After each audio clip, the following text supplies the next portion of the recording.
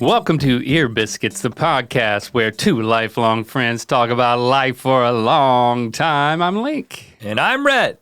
This week at the round table of dim lighting, we're back! We're back to We're really regularly back. scheduled programming, regularly Weekly. Regularly linked. Yeah. programming. Yeah, we got back from our trips. My regular link. Our breaks, and today you're going to tell us about your break, and I'm going to tell you about the break in my voice for a second.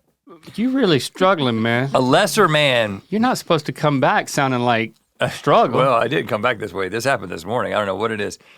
A lesser man may not do a podcast in this condition. Listen, I'll do all the talking today. I'm going to talk about that's my why trip. I'm glad you're going first. I've got a tea and I've got a water. I roll in this morning. I Rhett's had already at his food. desk, and he's like, make him. Yeah, say jicama. Say jicama. The jicama. Yeah, and say it with more force. I don't know if that's going to help me. You think it's going to hurt you? Why are you so resistant? Well, here's the thing. I'm trying to help you here. My throat has The one of jicama trick. It has one of those things in it where if I doing start this. coughing, I feel like I'm going to vomit. You know what I'm saying? Like you start like that is the other one of those. Like you feel like you're going to turn into a grandma. Well, that's a TikTok waiting to happen, man. I don't know what it is. I guess I'll find you're out turning later. that into a TikTok, right?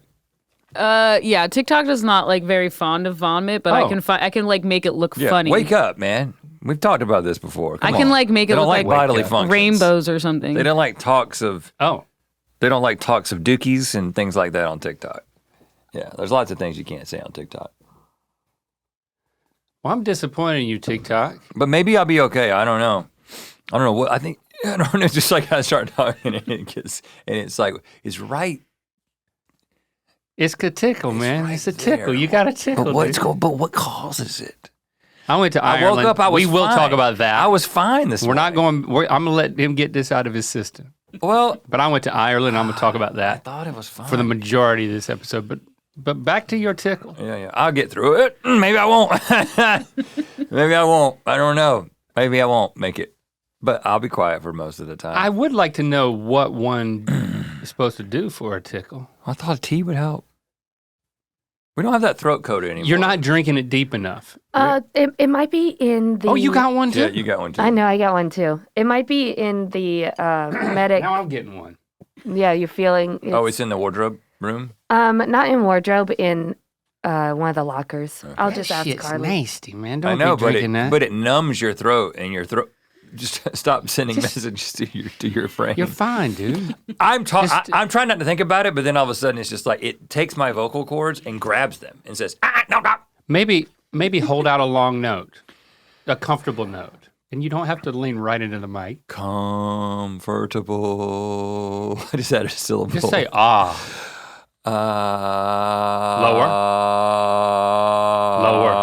Lower note.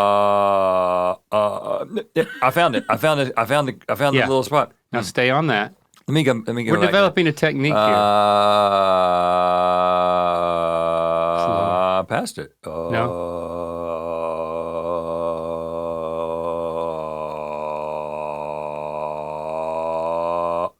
There it is. I found it again. Stay with it.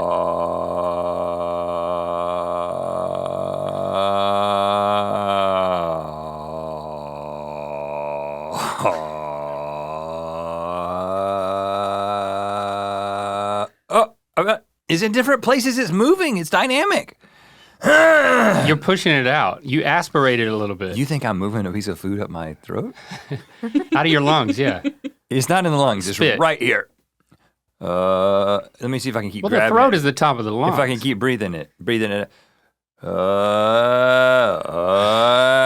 went to Ireland. No one's going to be able to hang on long enough to hear about it.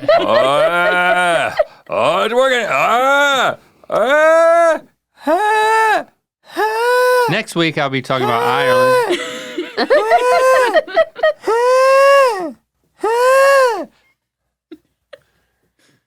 Still there. Want me to get you? There is throat coat. I can go make There's you some one. throat coat? Yeah, I'll go make you one. It's not going to help. I think it will. I need to Yeah. have It's three. not gonna I help. need to have 3 mugs here. Unless you're willing to You need drink 3 deeper mugs. than you are, You need 3. it's not going to work. To drink deeper? You have like when you gargle and you hold a deep note and it goes deeper. Link, when you drink, it goes all the way through it. I'm gonna cross camera. No, you're trying. You need to. go Jenna's ahead. crossing cameras. That's fine. No, this is above the windpipe. It is above the windpipe. Did you gargle? Yeah. It's above the windpipe. So it's in the passage where both air and food go and drink. It's not below the windpipe where it would be, I could be asphyxiated. It's up here. You could probably get your finger to it. I could maybe get, like, if we have a prod of some kind. Get a finger to it. We have a multitude of spoons. I don't want to do that. I think throat coat will help because it'll numb it. I need an herbal numbing. Just wet your finger, and then send it back there. We definitely can't put that on TikTok. Me inducing, I can't do that. You're not in. You're. It's a tickle. Scratch it. I will vomit on the table if I do that. I will vomit the little fig bar. It was the only thing I could think of to eat. Thought maybe a fig would have a soothing motion, a soothing effect. I don't think it would. It's kind of You know what? Why rough. don't you just talk about your trip? Maybe I'm not. it'll just go away. Maybe it'll just go away. I don't know how bodies work. I actually. Well, I know what's going to happen. Jenna's going to come back with a tea, and then we'll be back to this. Yeah, but I mean, think of all the things that have to happen. You have to get water hot. You got to put the tea in. Oh well, if you know how to do it, why didn't you go do it? So I could be here and support you. I needed to support you in your trip. There it is again. It'll go away. It'll go away. I will say, except when you said "there it is again," we didn't know that. We didn't know it. You go back and listen to the tape. My voice stopped in the middle of a word. But I'm saying it's fine. We didn't really care. We didn't mind. Okay. Well, I thought we were trying to deal with this together. I thought you were in this with me. I think if you hold a note, maybe you change the volume. If you rattle it out, it'll either go down or it'll come up. I think maybe we're misclassifying it. I don't think it's a piece of something that's stuck. I think it's. I think it is an irritated spot that is I don't know what caused it. I really don't know what caused it. It could be of You don't need to know. idiopathic. What is See, the word? she's already back. Idiopathic origin. Yeah. Is that? It's definitely I feel like such an something. idio. Idio. Look at this. I got 3 black mugs. Yes. Okay. 3 I'm supporting black you. mugs.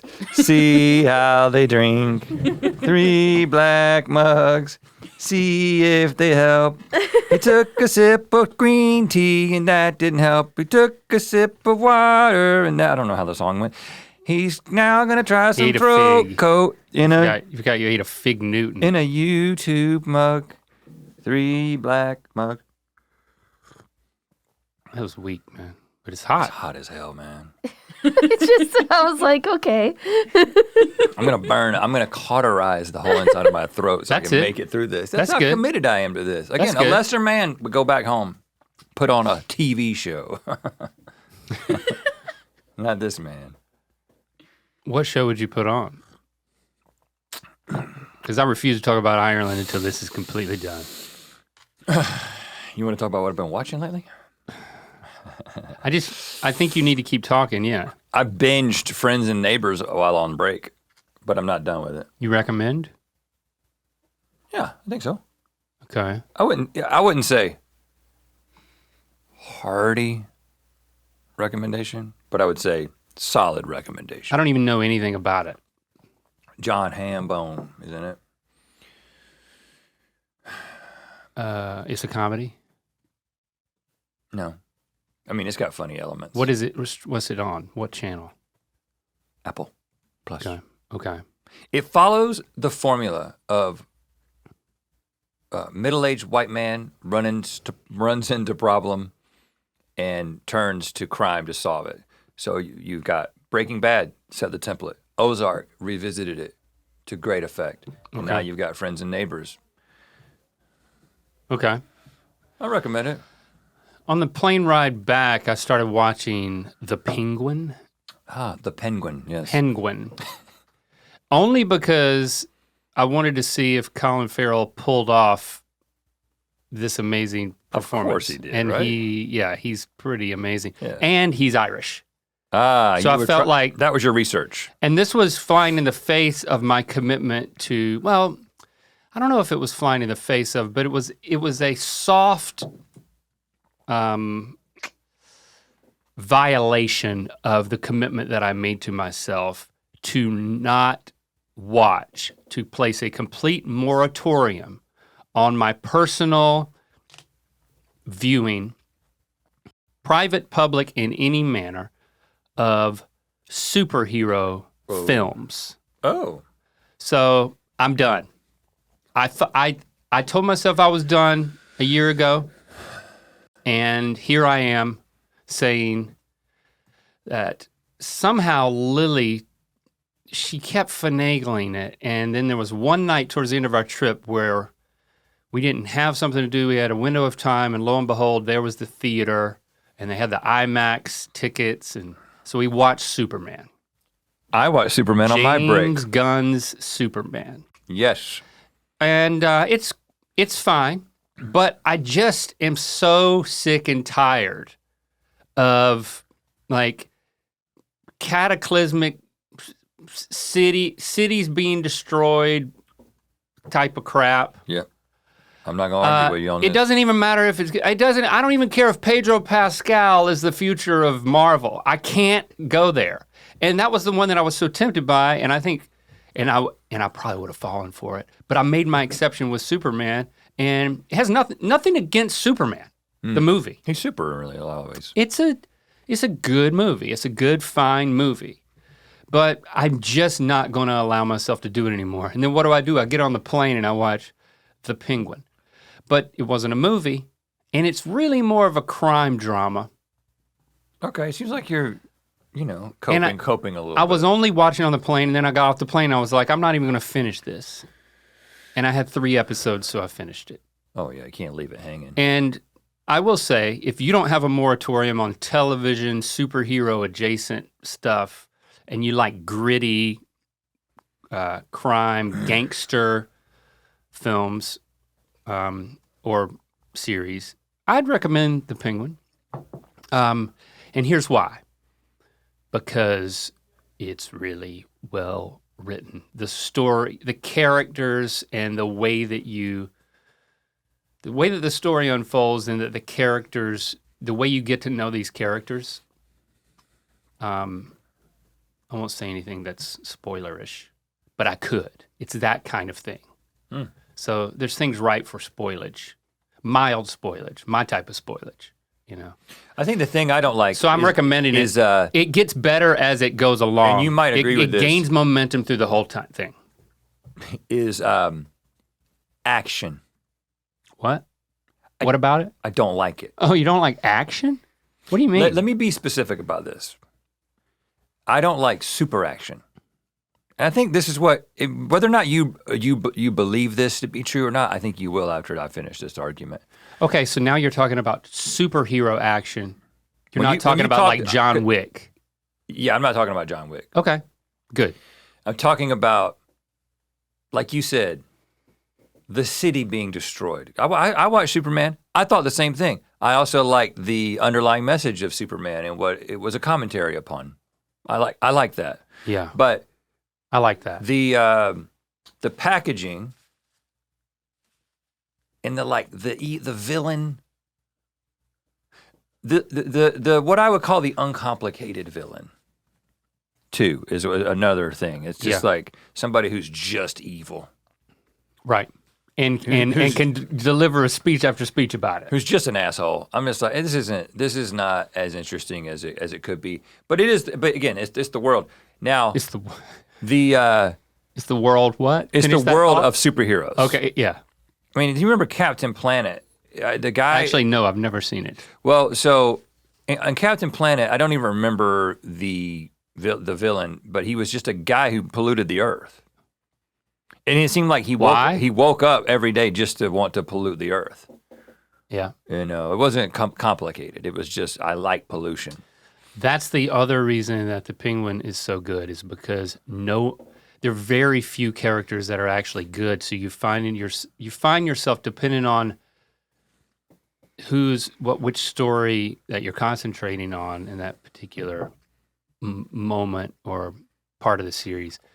You find yourself gaining understanding of the evil, and it's complicated. The human condition. Yeah, but when and you're pulling for them until they go too far, or you find out new information, and then you pull for another person who's just as bad in another way. Yes, it's very.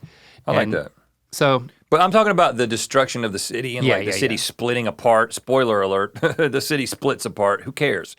What I'm saying is that it's not really happening. You know what I'm saying? I can't, how can I explain this in a way that makes sense to me? And it's like, it's just all happening. I don't think you have to explain that it's not happening. It's all just happening in computers, and something about that. Something is happening in computers. It's just all happening in computers. So you're going full A24 now. Oh, I love A24. What about the Ask me, what? The Rock MMA movie? That's A24.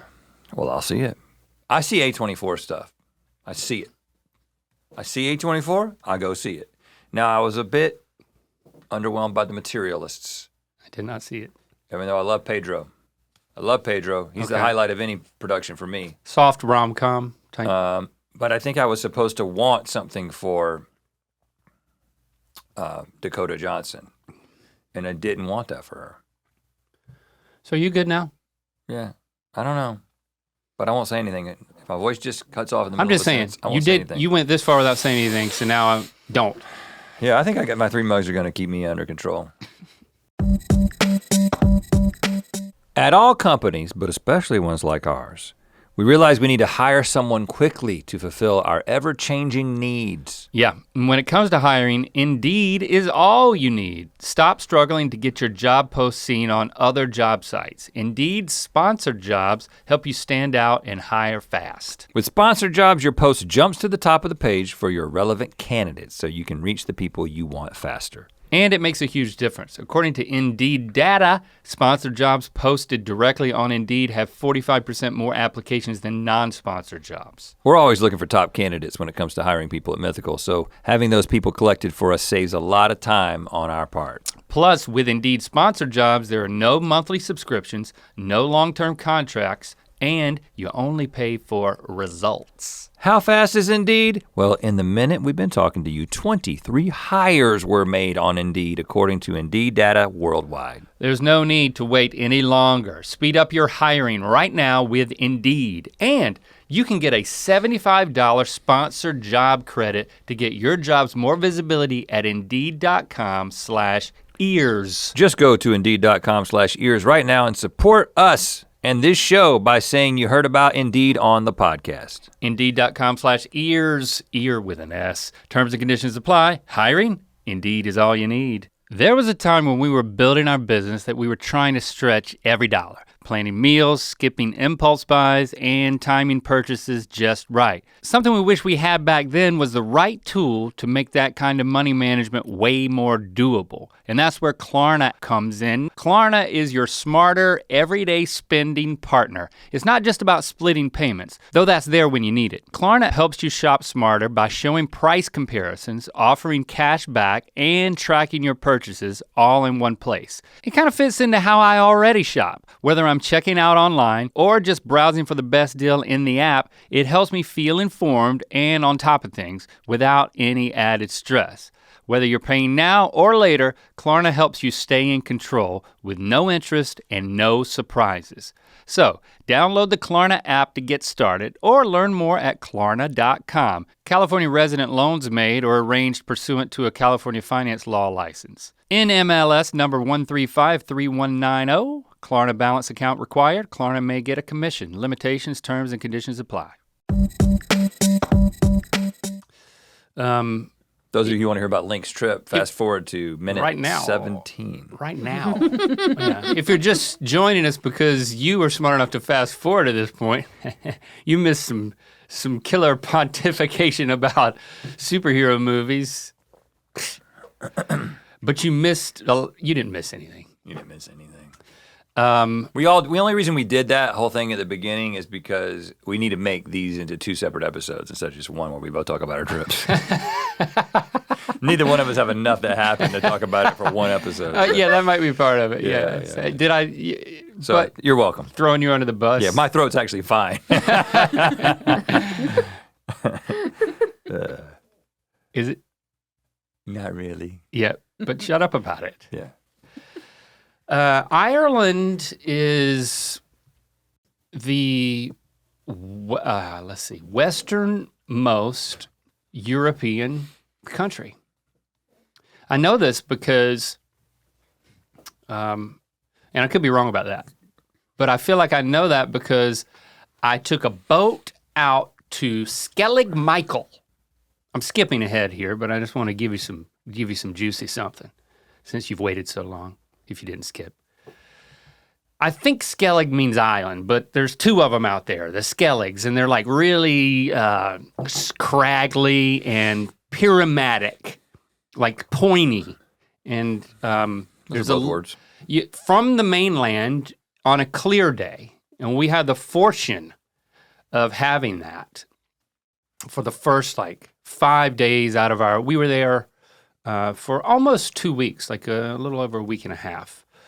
On the western coast, our home base was Waterville, small town, which I'll tell you more about later.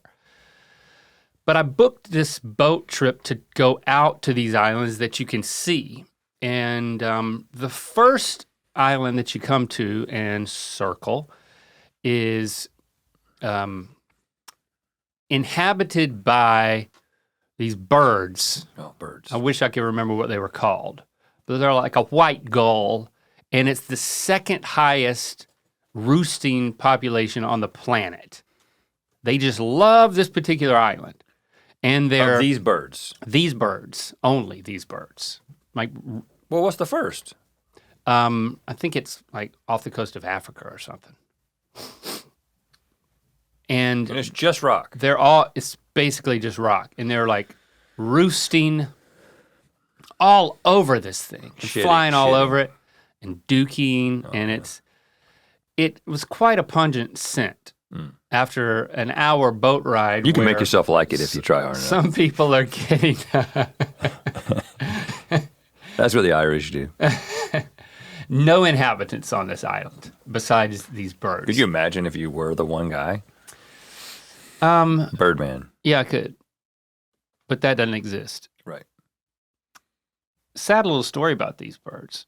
Huh? They dive into the water and eat fish, like kerplunk, That's kerplunk. very sad. And the way that they die is because they eventually blind themselves by fishing. Well, they die doing what they love.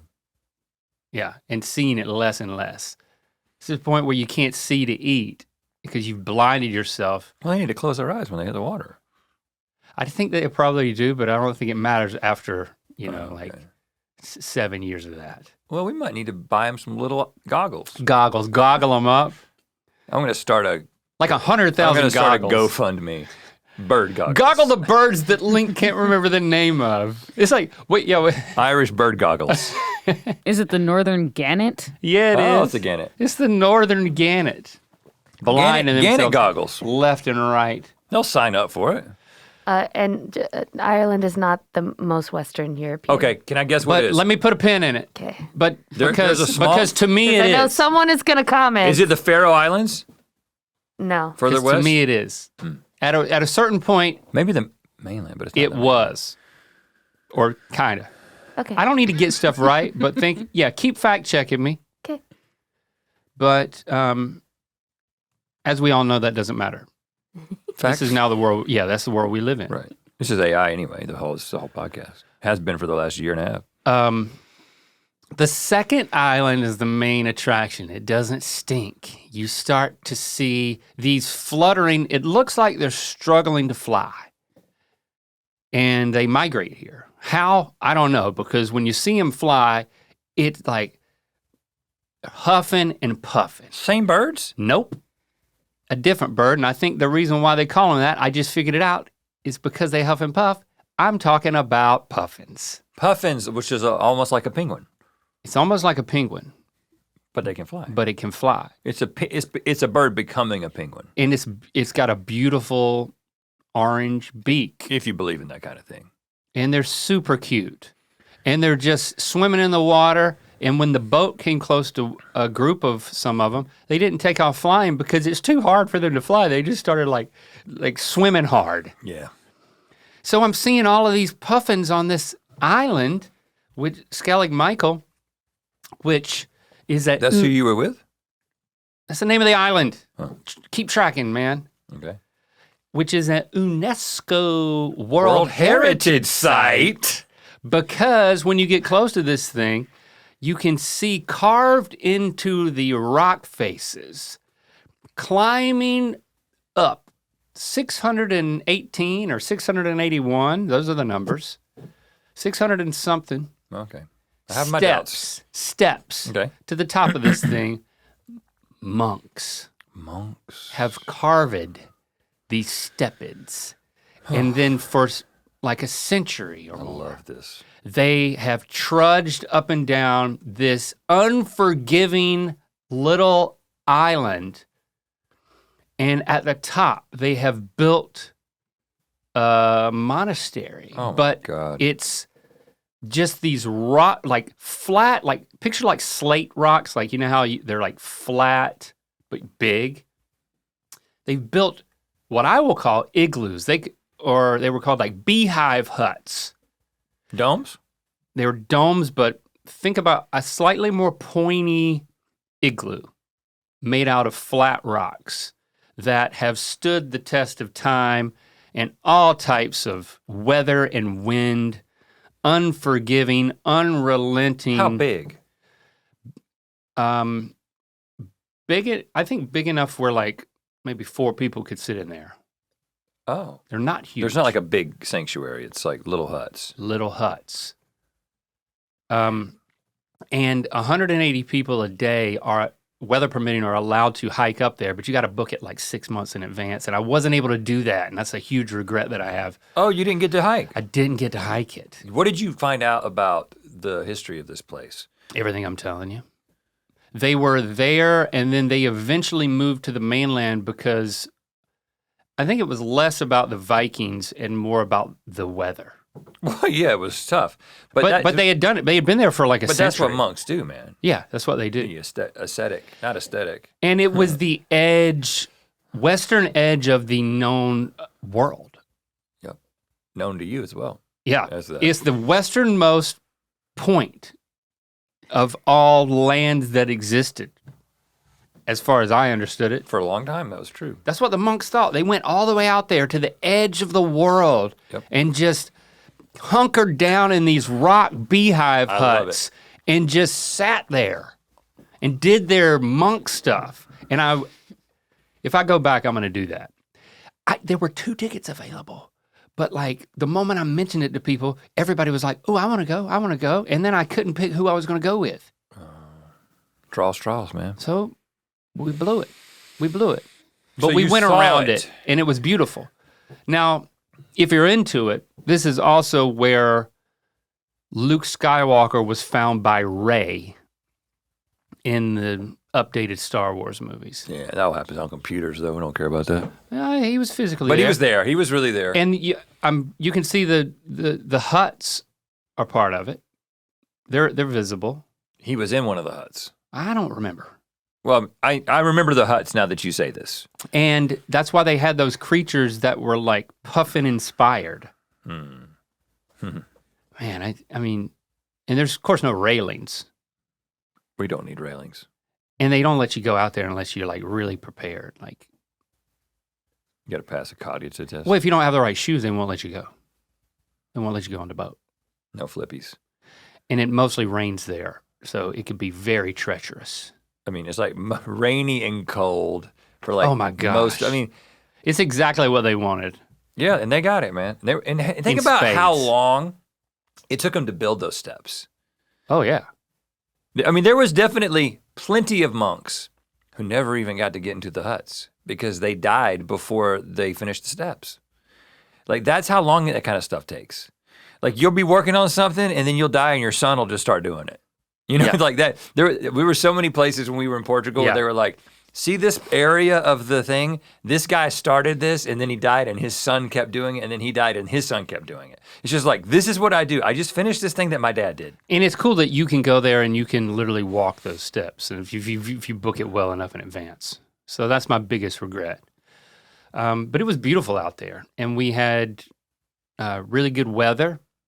And on the way back, I had a really good view of this one woman who was barfing into a weird kind of a cool bag that they gave her. It was just like, it had like a really solid ring at the top that you would like, and you could hold on to it for two hands. They need those for the planes. So it just keeps it gaped open. Yeah. And then you can choke it below it. Like, it's kind of like a pelican neck. So she would vomit into that, and then she would choke it below it. How big was this boat? I would boat? look at her out the corner of my eye. How big was the boat? There was like 20 of us on the boat. Well, 15. I could have 20 people on a cruise ship, man. How big is the boat? Couldn't have had any more on the boat. Okay. It was like a fishing How boat, did Christy kinda. do on this? She did fine. So Christy doesn't get boat sick. Not as much as you, we apparently. call that seasickness. Not as much as you. No, she felt a little uneasy, but she didn't get one of those cool pelican neck bags. I wonder what it is though, because I felt so bad for Christy that girl. gets car sick, and I don't get car sick, but I get seasick, and she doesn't get seasick. I get car sick. I don't get our seasick. brains need to be studied. That's not a good look to say that. No. I mean, I don't think people would care much about the article about it, the study, but like what makes somebody seasick and not car sick? I don't know. So we flew into Dublin. We drove across the country, That had to be beautiful. the entire country. We took the southern route from Dublin all the way around to we drove on what's called the Ring of Kerry. Now, there's this, Kerry is the county that, it had, on the western side, you got these big fat fingers that are coming out, and you can drive your car. There's typically a scenic route around a lot of these, like along the coastline, and it's absolutely beautiful. You're talking like huge cliffs, verdant countryside, sheep and cows, and ancient walls. Yeah. Just like you can, everything just has this ancient feel, which we Americans like immediately appreciate because we don't have any of that. Yeah, we have like walls from the 70s, Right. the 1970s.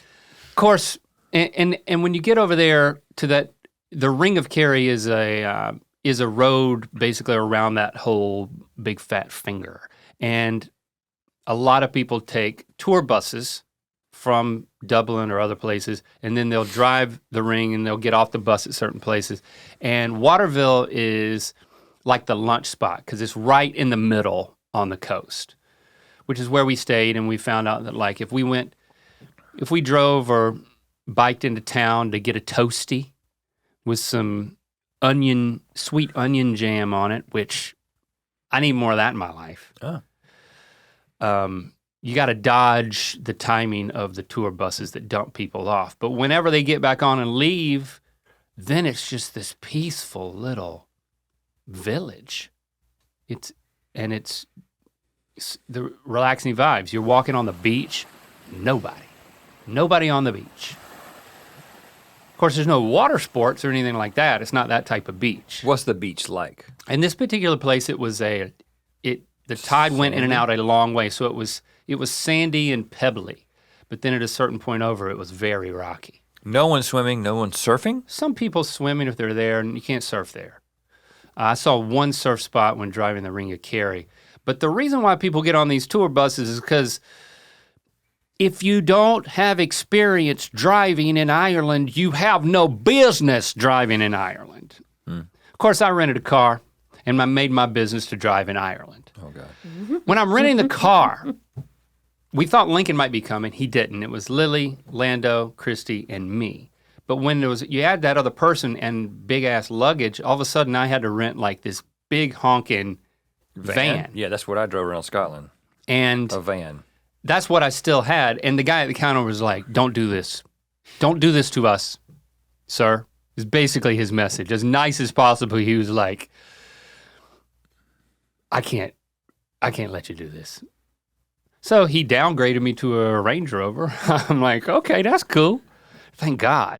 The thing was, and then, you know, I'd driven in New Zealand, and if you remember the story, after Chrissy and I got a spa treatment, after we had been there for almost 2 weeks, and I'd gained confidence, I'm like pulling out and still going against traffic, and this old man is getting out of his car and like cursing me into oblivion, like literally. You've had this happen, actually, in Hawaii. Well, you don't drive on the other side in of New Zealand. No, but you got yelled at by a motorist. Yeah, I did. I get yelled at. Yeah.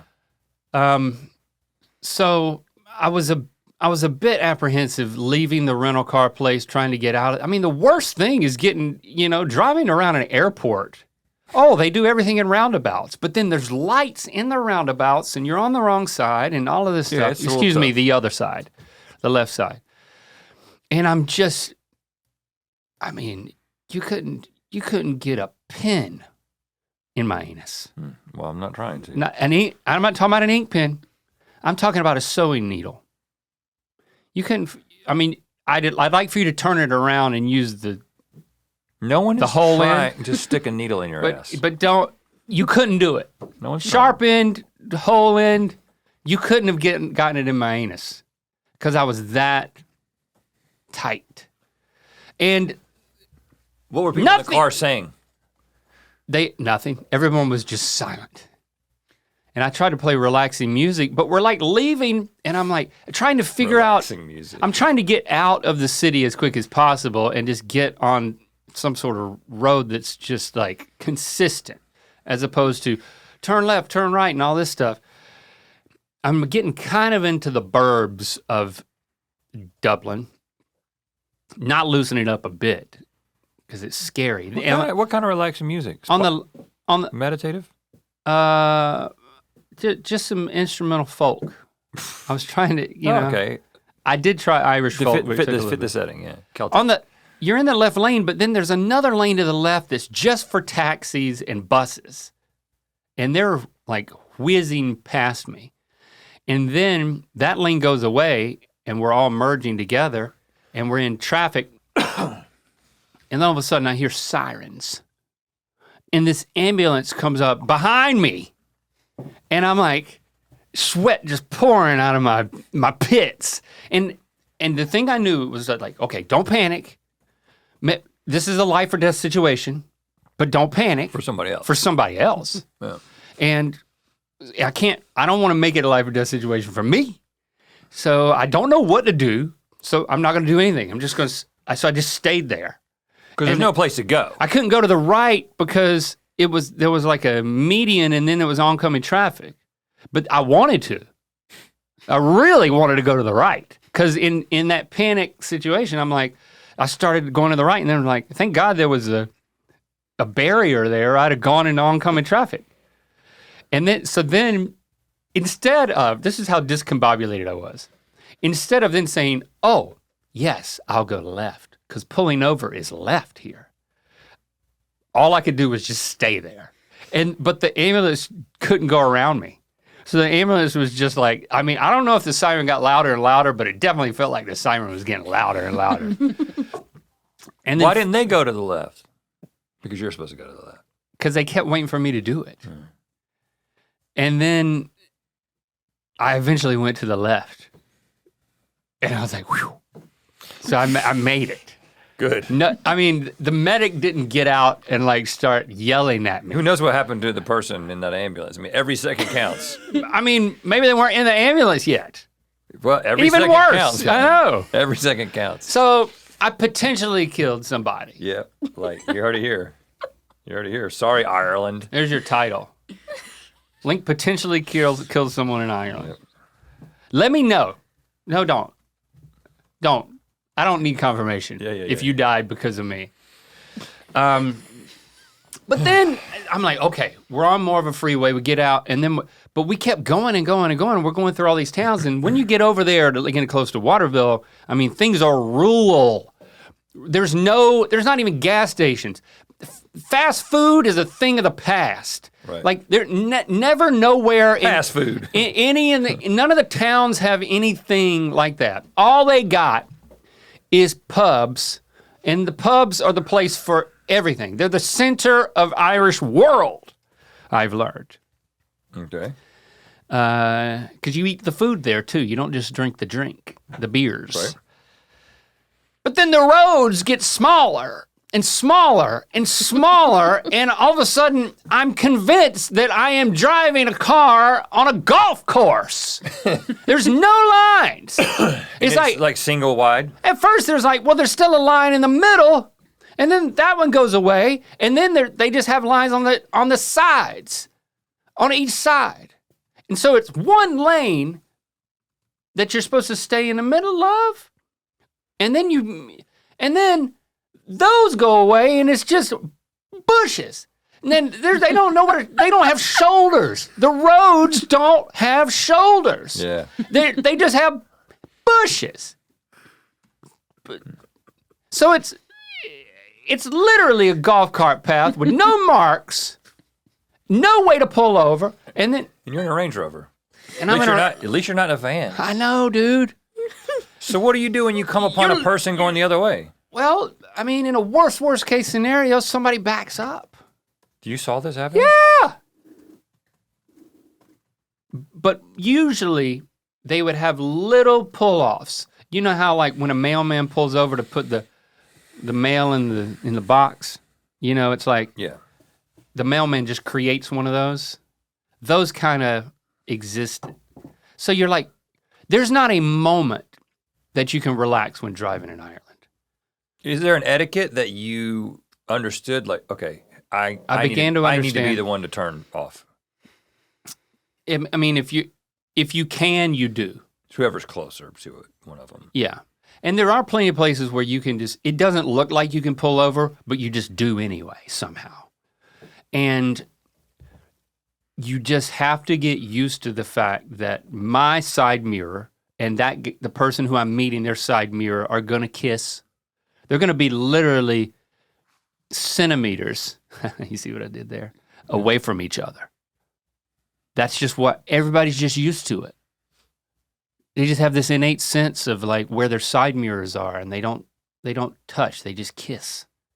And you go past people all the time. But I mean, you could lean out the window and kiss an Irishman. Well, that's the Irish kiss. If you wanted to. But the other side of the car is against the bushes. Yeah, and Christy's there. And you don't know how close you are to the bushes. I mean, Scotland was. Oh yeah, you do, because you're constantly hitting them. Yeah, Scotland was similar, but maybe not as bad as you're describing. Maybe Ireland is even more.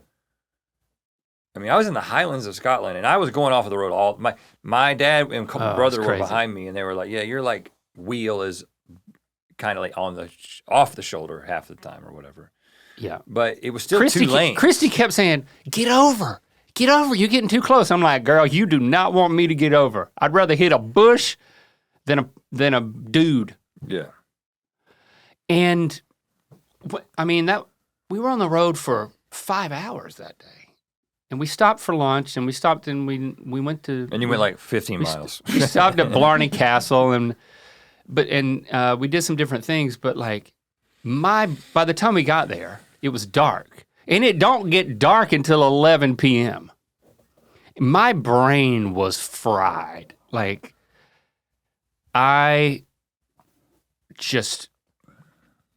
felt like I couldn't have gone another mile. I was just completely and utterly exhausted. But no one said because there's no regret. There's not a moment that you can take your eyes off the road or your hands off the wheel.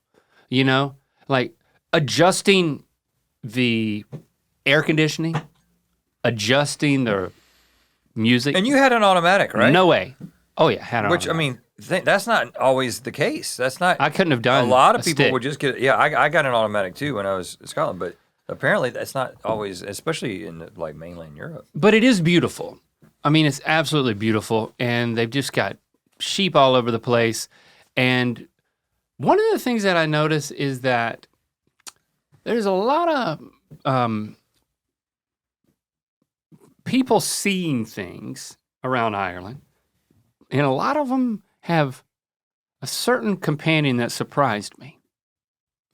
Now, it's a dog. Doesn't sound surprising. Okay, but it's not an Irish setter. It's a three-legged dog. I can't tell you how many three-legged dogs I saw just trotting around. Scenic overlooks or like beaches or I don't know what it is about the dogs in Ireland, but they're short on legs. I think maybe they get them run over by Americans. That's it. I mean, That's think about it. it. You got these narrow roads. You got dogs just Yeah, sticking a foot out. that's what it is, dude. They're That's getting what run it is. over. Their dogs are getting their legs run Yeah. over. Now, we're not the only ones who drive on the right. The majority of the world drives on the right side. Of the Oh, road. yeah. The rest of Europe does. There we go. See, so all of us are maiming these dogs. But the good news is they're still loving it. They're still doing fine. Well, you got 4 to start with. Right. Cats have 9 lives. Dogs have 4 legs. That's right. Yeah. The thing that I said was, I just don't want to kill a baby. Okay, that's a good thing to say. Like, I literally said that out loud many times because That's a good it was a threshold. when I was driving, especially in town, but sometimes in the countryside, there'd just be somebody pushing a stroller. No side, there's no shoulders. They're on the road. In the cities, there's no shoulders, no sidewalks. They don't believe in that. They're just like people walking in the streets, and then a car comes through, and it's like, well, am I in a parade? I just felt so strange. People pushing strollers right at me, like they're trying to push it under the car. I'm like, I just don't want to kill a baby. Yeah. You know, if I can It's get a through good this instinct. trip Good instinct. without doing that, I've succeeded. Well, maybe not killing anybody, but especially a baby. I didn't kill any babies, but I came close. I would say 5 times. Killing 5 babies? Well, because there was nowhere else to go. Well, what did the baby do? The baby was the baby by itself? It was in the stroller. Okay. What did the baby's mother and father do when you Nothing. get behind it? What do they expect to happen? Well, they're not. They're coming at me. Unflinching. What did you do? I tightened my butthole. Yeah, but how do you maneuver around it? And I went to the right a little bit. But did you see Irish people navigate these situations and okay, I'm going to do what that guy did? They kind of go to the right. That guy almost hit the baby, but he didn't hit the baby. Yeah, they almost hit their babies, and they don't. Right. Okay. I mean, they just kiss them with the side And mirrors. hit the occasional dog. Yeah, they don't care about that Right. That's okay. unless they're already down to 3. I mean, Irish people have to They're a hard scrabble. when they Lot. come to the United States, and I think this is probably true for people all around the world. You come to the United States and you're like, why y'all got so much asphalt? Like we have shoulders on lots of our roads that it's a whole car over there. Because all the roads were built before cars existed. We know the answer. Right. Yeah. It's carriages and horses were on these roads. And then they were like, well, let's pave them and not going to make them any wider. So I got another dog story and I got another golf cart path story. Okay. We rented bikes so we could ride around town. And what that meant was Christy rode the bike once and then said that she's too scared to ride bikes. I don't know. She's going to be mad at me for saying that, but like. Well, you've made it sound scary. Yeah, that's true. It is scary. So she didn't ride the bike that I rented. Because you're for riding her. it on roads. Yeah, you're right. They're on bike paths, apparently. No. Well, they do, but that's where the cars drive. There was a golf course at the, not too far from where we were staying in Waterville. Nice golf course. Of course, I don't golf, but I'm biking at Play golf. That's my mom would correct you if you said that. 10:30 at night, which is like sunset. And I'm riding around, and I'm riding in the parking lot of the golf course. And then I see, as I'm going past the clubhouse, that like the gate, the service gate is open. And so, boom, there I go. So now I'm riding my bike on the golf course, What time of day? 10:30 at night. It's getting dark. And I'm like, well, there's nobody golfing. I was like, oh no, there's still some people golfing. I look over, there's 3 people golfing. And then it's too late now, so I'm just riding by them. I hope they don't report me. And then I'm like, man, they're being still. And then I look closely, and they're statues of golfers. Oh. So I'm like, I'm good. And then around another corner, and on the fairway, I see dogs. Just dogs sitting on the fairway. 1, 2, 3, 4, 5, 8 dogs. Not like scattered. And I'm pedaling, and I get closer, and I'm gonna count the legs of these dogs. Yeah. And they scatter, and they run. And I realize that these dogs have the longest ears I've ever seen. Because in fact, these are Irish hares. Oh. Giant freaking rabbits, dude. Yeah. And they're How big? as big as Jasper, who's a 13-pound dog. And he's bigger than a 13-pound dog in terms of like He has his space. He has because long legs. he has long legs like a rabbit. If Jasper had really long ears like a jackrabbit, that's what this would be. And they don't hop; they run. That's how they do it. So they're like They run? They run like a dog runs. They're just big enough, and their front legs are long enough, and their legs work in a way that's what it is. Irish hare. Did you make a wish? What do you mean make a wish? I don't know. It just feels like an Irish thing to do, and like you see, Oh. you see hares on a golf course. It was you make cool. a wish. And It's magical. It's magical there, right? It was magical. And I thought you were going to say they were statues, by the way. No. yeah. Well, interestingly enough, what are the statues that delineate where you tee off? What are those The called? tee boxes. The tee boxes. Then I noticed they were Irish hares. So the logo and the whole theme of this golf course is cool. Irish hares.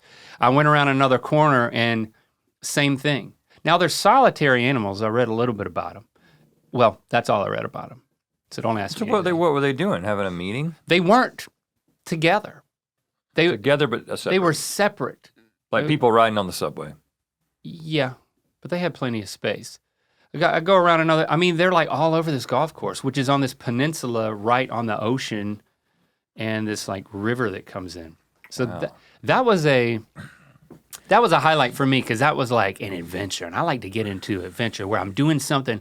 I'm not doing something bad, but I'm doing something wrong. One of your highlights was biking a golf course. Yeah. Not playing the golf course. Well, because I knew I wasn't allowed there, and I knew if I got confronted by somebody, I needed to leave. yeah, because you can't do that during the day for sure. Right. And You're distracted. but I tried to respect, I wasn't like driving on the greens or something. Right. But it wasn't all paved. Yeah. And it was beautiful. So that was a lot of fun. And then I come over a corner, I come over a hill, and there are a few people at 10:30 at night still golfing. Isn't that awesome? Wouldn't you love that, Rhett? It'd be nice. It'd be nice.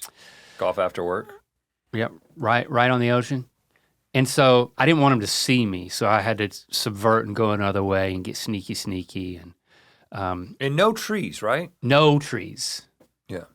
And then I'm trying to exit and the gate's closed. And I'm not going to get off my bike and walk it, so I'm like trying to find another way. And then I see a worker in a golf cart, and he's coming towards me. And I'm like, okay, this is it, but it's fine because I'm leaving anyway. And the golf cart path split.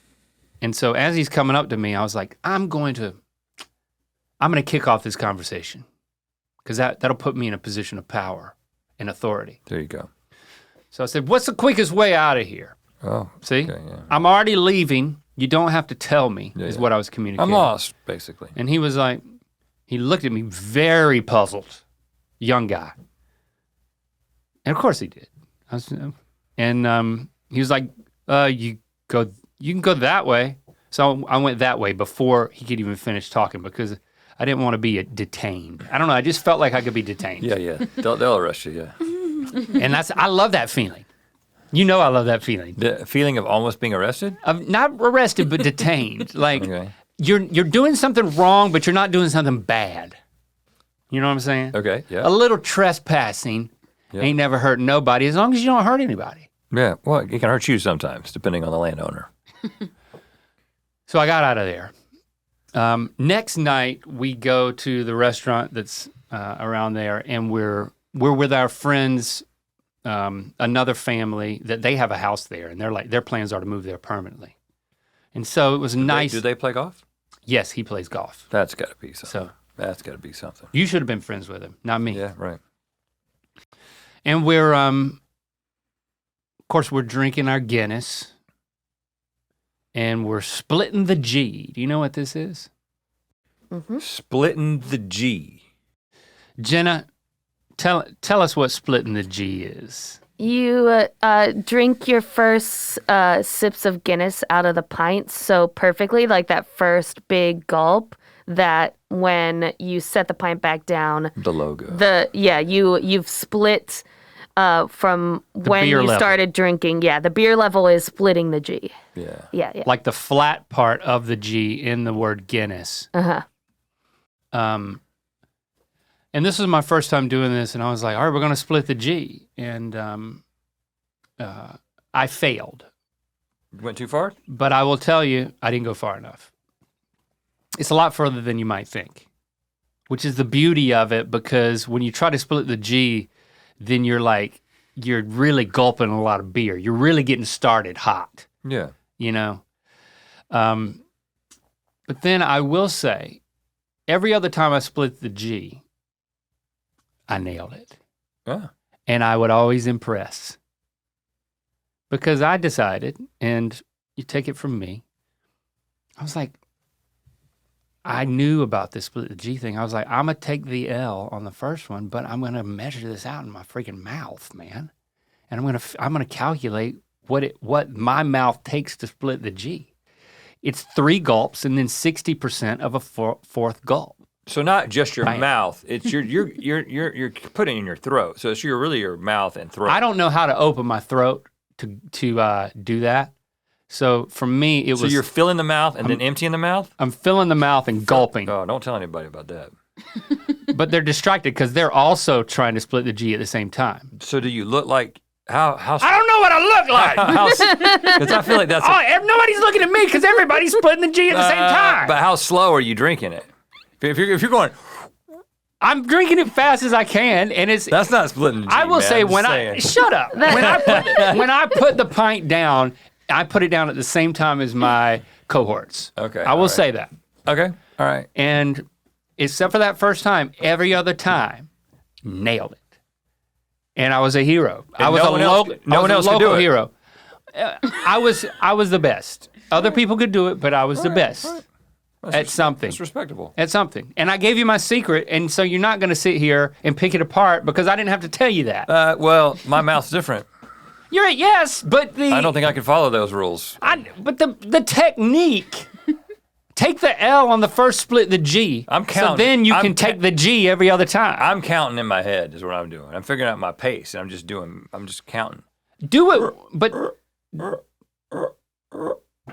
without making that noise, of course. and the first time you do it, you want to stop a little short, and then you want to add a little. Well, if I go to Ireland, I'm practicing this before I ever get there. I'm doing this on yeah, American okay, soil. Yeah. Well, it tastes different. It tastes different. Yeah, different altitude. And then there's a party going on. And you know me, if I split the G enough and I'm walking to the bathroom and I encounter a party, well, I'm going to engage with said party. Okay. So I engage with this party. They're celebrating somebody's birthday. I knew this because they had sang it. Yeah. Is In it the the same Same version? over there. It was the same over there. It wasn't Gaelic or anything. Birthday? They were, I probably just said a different accent. and then one guy comes up to me, and he's just like, "I thought I was totally crazy when I saw you on the golf course last night." He was the guy who worked at the golf course. Right. was there at the birthday party, and he was like, I thought that was you. I was like, well, you were looking at me like I was crazy, but I thought I was going to be detained. So yeah, I kind of blew his mind. He's like, the dude, like, the low man on the totem pole having to shut down the golf course encounters some dude on a bike scattering the Irish hares, and it's me because he watches the show. So it did happen a few times. We got some Irish fans. The beautiful town of Adair is where the Ryder Cup is going to be next year. See, I know golf things. Yeah, you know a lot of things. I met a local barkeep there who was a huge fan. And the chips there, I'm skipping around now, but when I met him, I bought my favorite potato chips. Oh, I thought you were going to be talking about French fries. No, I'm back in America. When I say chips, I mean it. Okay, all right. Potato crisps. Of course, they have potato chips there, potato crisps, and they have a brand name called Koenigs or something. K-O-E. Yeah, we have those here. Oh, well, we have them here? It's like K-E-O-N, Yes. yeah. Well, they're Irish. K-E-G. And they have cheese and onion. And they have cheese and sour cream too. I think maybe we just had them on the show, and I remember noting how good they were. They're so good, dude. And that you can get them with ridges. Like, our favorite chips are Ruffles, sour cream, and cheddar. Cheddar sour cream. Yeah. They have cheddar onion with ridges, and they are just the best. I was surprised. My expectations for the food was pretty low, but best fish and chips I've ever had. And different places do it really well, and if you go to the right place, like, I really like that because I like putting vinegar on my fish. Right. I also like putting mayonnaise on my fries, which you can do there, but that's not something they do. I mentioned Toasties, seafood chowder. Like white fish. So instead of clam chowder, it's like white fish in a chowder and brown bread. So, kind of bland stuff, but I really like bland stuff. So you throw back a Guinness. What about in Dublin? Isn't there like a food scene in Dublin? Is there like Indian food in Dublin, like there is in London? Yes. We ate really good Indian food. A number of highly rated places. And it was, a lot of the people in there were Indian people. So I was like, this is the right place, and it was great. I'm going to recommend a couple of things, and then I'm going to close with prayer. A Gaelic prayer I memorized. A limerick. I'm going to close with a limerick.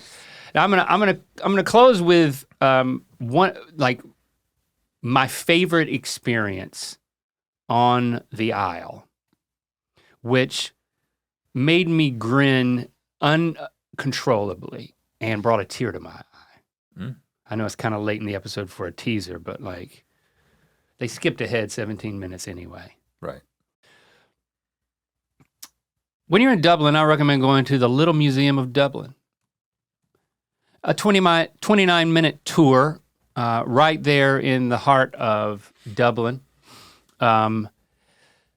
It's a performance from the tour guides. There's only like a couple of rooms, and it's less about, and you get this like overview of Dublin past and Dublin present. And so it's like a history lesson, but it's very entertaining, and it's because the tour guides are very vivacious. So we were eating around the corner at a Middle Eastern cafe called Tang. And if you see the Tang, you got to get you some Tang, right? See? Yeah, that's right. You're talking about the drink, right? I was just trying to make a joke. It's a restaurant, and you need to go there, and you need to get yourself everything that they have. Absolutely amazing, like falafel It's wonderful. Once you eat a bunch of fish and chips, you kind of want to eat some Indian food. You got to mix it You kind up. of want to eat some Middle Eastern. Tang is a great lunch spot. And then right around the corner, go to the Little Museum of Dublin. We have the guy who was like the manager of the place. He happened to be walking by while we were eating at Tang, and he recognized me. And I was noting I liked his pants. And he gave us free passes. He said, I'm a fan of what you do if you can stop by. And I'm so glad we did. We had so much fun. It was funny. It was educational. It was entertaining. And if it's raining, it doesn't rain in there because it's inside. That's helpful. We also went to the church, which is an old cathedral that has been turned into a bar. And they have Irish river dance or whatever you call it, like Irish jigs. They're like doing Irish jigs in there. So get yourself a pint, watch that. Anything else I missed? Did I talk about three-legged dogs? Yep, you did. Enough? Yeah, probably. Okay. I had signed us up I was like, all right, we're going to drive up to Dingle one day. Dingle? Dingle, coastal town. And on TikTok, outside of Dingle, people post, pet a baby lamb, which is kind of redundant. But people put this all over TikTok. So I knew that we needed to go over there and do that. And I knew that like everybody else would love that. And I would be okay with it. So we all went up there and we did that. But the thing that I made reservations for was a sheep herding demonstration. Ooh. Yes. Which this is something you can see on TikTok. And sometimes it will come across my feed. Has it ever come across your feed seeing dogs working and herding? Yeah. And like sorting sheep or sometimes Like running over the cattle. backs of the sheep and stuff like that. Yeah. Now that I didn't see that. So thanks for going ahead and setting the bar a little too high. Oh, okay. But yeah, but just herding in an open pasture. Yeah. Being controlled by one shepherd. So I signed us up for a demonstration.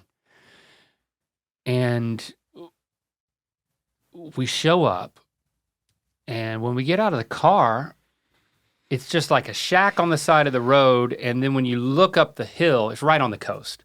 And you feel it's beautiful. And when you look up the hill, there's like farm ruins and walls and some sheep.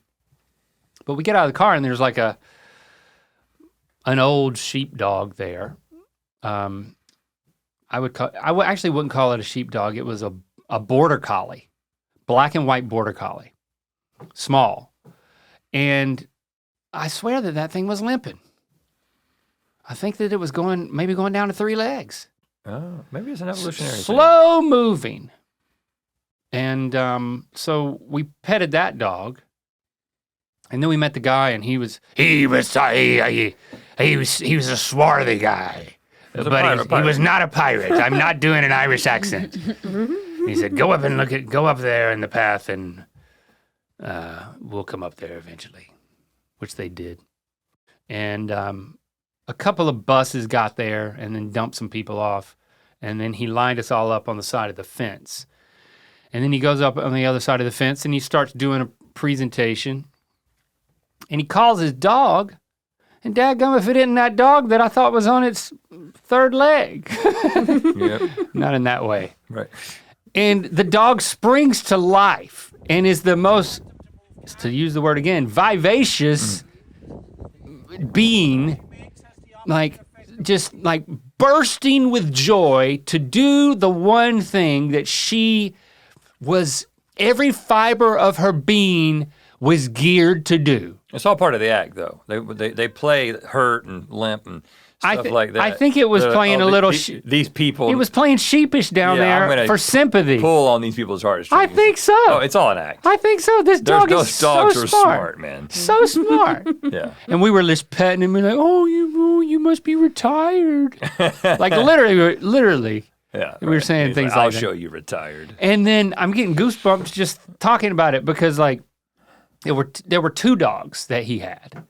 I can't remember their names, like Lady and something. Not the Tramp. And he would give voice commands and tell them like, go up, come around, like left, right, like, and so you could tell that she was like raring to go. And when he finally stopped talking and like told her to run up the hill, she runs up the hill and then she, then she brings the sheep down, nice and gentle, right there, right beside us. And he would send both of them out. And one of them, the commands he gave were in English, and the other one, the commands he gave were in Gaelic. Wow. So they were completely independently controlled. Very cool. Very exciting. Just to see a dog just fulfill its destiny and to be so excited about it. I wonder if that's part of the system is you have two dogs, you have to do the two different languages. It's like part of the tradition. That's how he did it, but I learned. Tradition, but I mean, well, yeah. Two sets of commands. It is.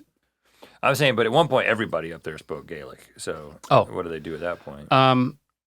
Well, they can either train them with different commands or as I'll talk more about in a little bit, whistles.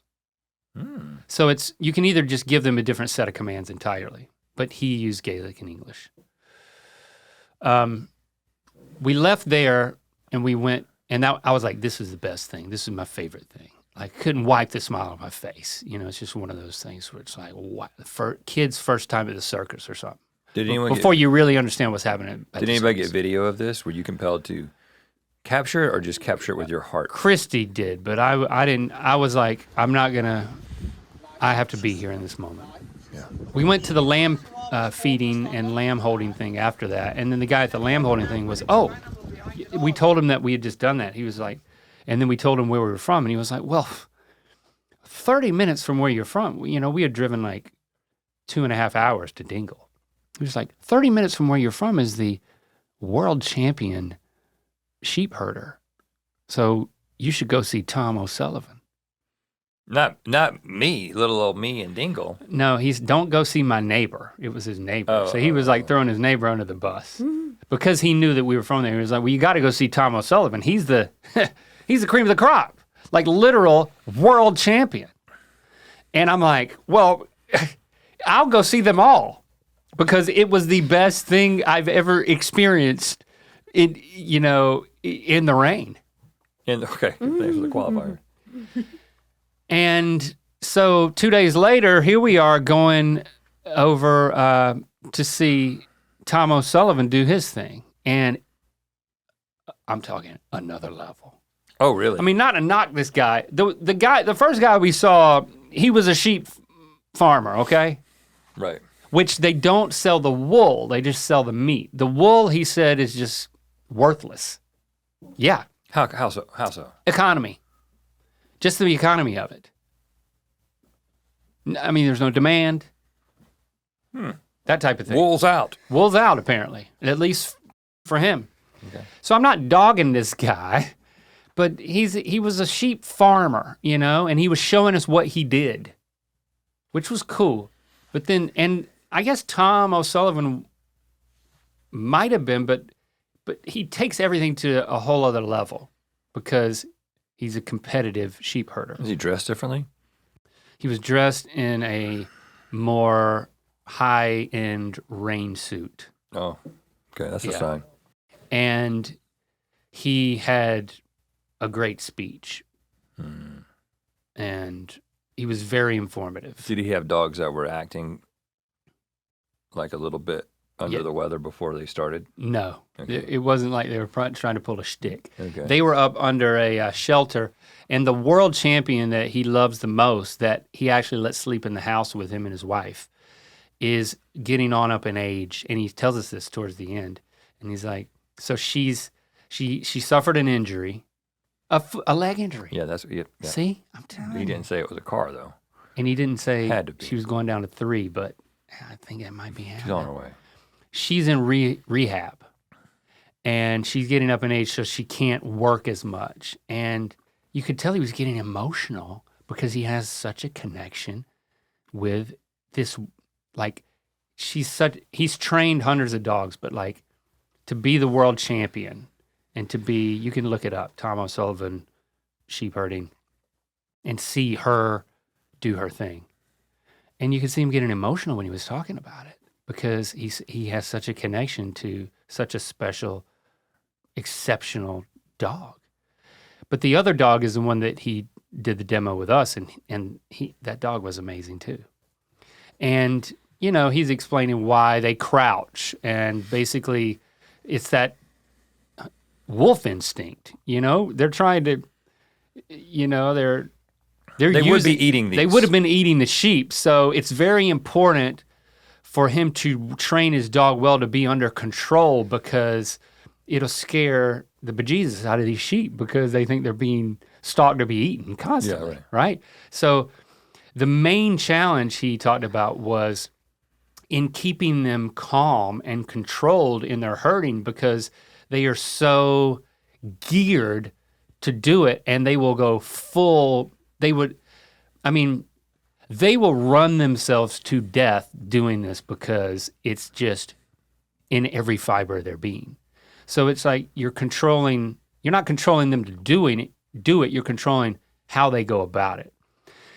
And you're also controlling meticulous movements at long distances, which is why you need the whistle, which was just this like piece of plastic, you know, when you put your fingers in the corners of your mouth and you do that kind of whistle. So there's no goozle, and it's not a referee whistle. This is one of those like, whoosh, wee, wee, I can't do it. And you can make, so, you know, like the guy from Yondo in Guardians of the Galaxy, how he would like use that whistle to control the arrows. Yeah. Not that I watch superhero movies anymore, I don't. Right.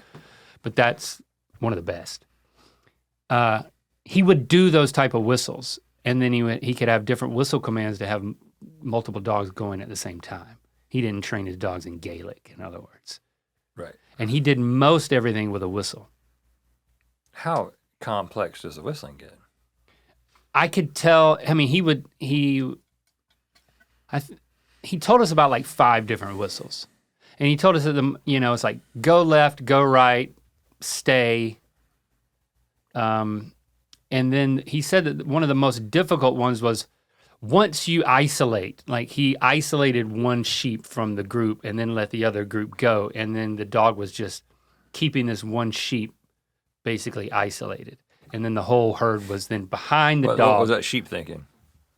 I think the sheep are quite used to it at this point. Yeah. But the sheep aren't thinking. Oh, it's my turn. They aren't thinking a lot. Like, the sheep are stupid. They don't start to get trained as part of this demonstration process. Yeah. It's like, always a new day. It's like clean slate. Yeah. Which in another way is equally as inspiring, right? It's like you but he said the most difficult thing was this, and then he said, turn around, and then immediately the dog leaves the sheep that it is like just completely fixated on, and then goes and gets all the other sheep.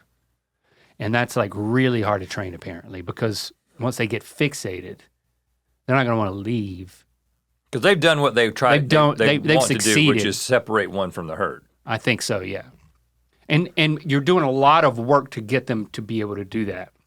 So then to kind of then say, unless I tell you this, then you have to do the complete opposite. And it was like, the moment he said turn around, it was like on a dime. And and again, if the sheep are far away, like just how these dogs will just sprint. Just, I don't know, it was just an exultation, and you could just feel it. And they were just so happy to be doing it. Now they were made to do it. They were created to do it. They were bred to do it. But yeah, it was just like the ultimate satisfaction, and it was just so contagious. I got to start watching it on TikTok. And there's a show called. You can start your own chapter. I don't know. Yeah, I don't have the responsibility to take care of a herding dog. I mean, you It's don't, so much energy. right. I mean, your dogs are less well trained than mine. What? Jasper will come when I call him. I mean, Barbara can lay down. She can dance. She does tricks. She does tricks. I mean, that's the closest She does thing to more sheep tricks. herding. But I mean, he, Sean can't do anything. but Jasper will heel in a public situation. Okay. Not when I'm being confronted by a deer, but Okay. so apparently there's this BBC show called A Man and His Dog. That's like I think from the 80s, maybe 90s. But Tom O'Sullivan was featured in that. Well, he's been doing this for quite some time. And so he's not that old, so maybe it went into the 90s, but like I think I'm gonna look up that show and start watching that. It's not just about sheep herding, it's about like all the things that dogs can do. Right. And it's, I guess, British. So if you're into that, that's my recommendation. A Man and His Dog. Thank you, Ireland, for having me and my family.